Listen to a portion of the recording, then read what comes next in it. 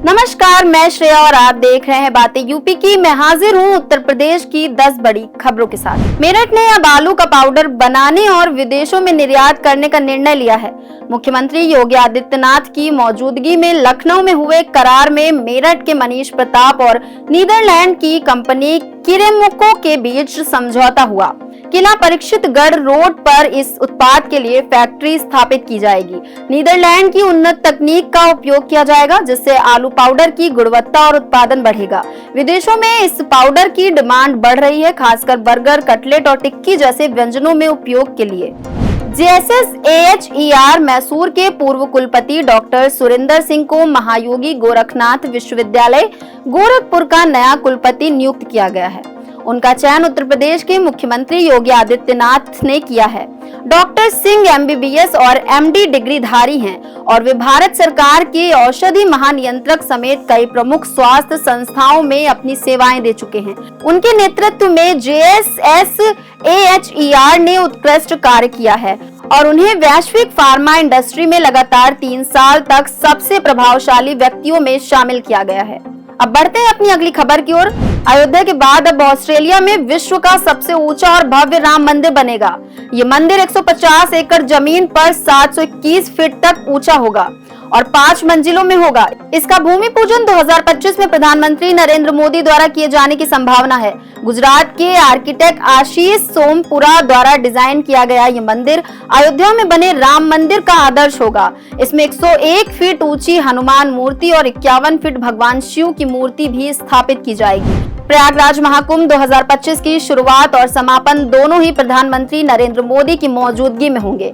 PM Modi 13 दिसंबर को संगम तट पर गंगा पूजन और आरती के साथ महाकुंभ की औपचारिक शुरुआत करेंगे।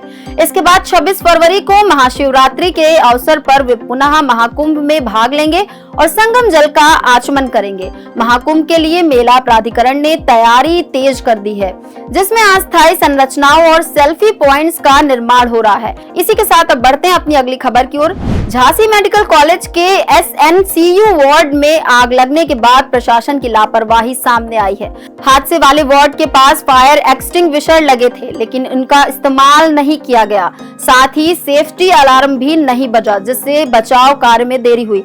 आग के कारण शॉर्ट सर्किट या ऑक्सीजन कंसंट्रेटर से स्पार्किंग बताई जा रही है। हादसे में 10 बच्चों की मौत हुई, जबकि कई बच्चे लापता हैं। मुख्यमंत्री ने जांच का आदेश दिया और प्रशासन ने बच्चों को सुरक्षित स्थानों पर शिफ्ट किया है। उत्तर प्रदेश में सहकारिता विभाग जल्द ही युवाओं के लिए नौकरियों का पिटारा खोलने जा रहा है। विभाग ने रिक्त पदों का ब्यौरा मांगा है, जिसके बाद भर्ती प्रक्रिया शुरू होगी।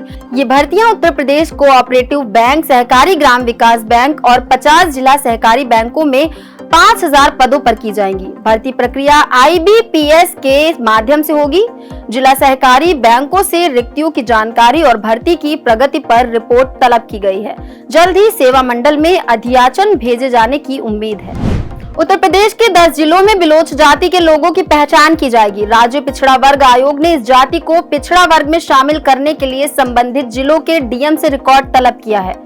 आयोग ने बिलोच जाति की जनसंख्या, मूल व्यवसाय, निवास स्थान और परिवारों की संख्या का डेटा जुटाने का निर्देश दिया है।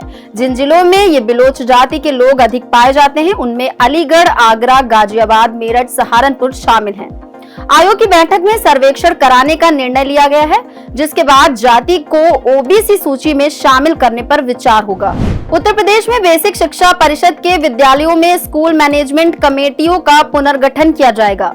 नई समितियों में कुल 15 सदस्य होंगे, जिनमें 11 अभिभावक होंगे और उनमें से 50% महिलाएं होंगी। इन समितियों का उद्देश्य शिक्षा व्यवस्था में पारदर्शिता, सामुदायिक भागीदारी और गुणवत्ता सुनिश्चित करना है। समितियां मिड डे मील और शैक्षिक योजनाओं की निगरानी करेंगी। SMC का गठन RTE कानून के तहत अनिवार्य है और इसे 1 दिसंबर से सक्रिय किया जाएगा। समितियों के कार्यकाल की अवधि 24 माह होगी।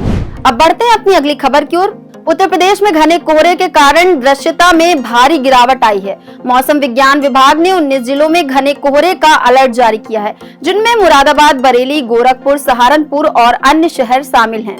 इन जिलों में सुबह और शाम के समय कोहरे का असर रहेगा, जिससे सड़क, रेल और हवाई यातायात प्रभावित हो सकता है। शुक्रवार को लखनऊ में दृश्यता 50 मीटर तक सीमित हो गई, जबकि कानपुर में न्यूनतम तापमान 12.8 डिग्री सेल्सियस रिकॉर्ड किया गया।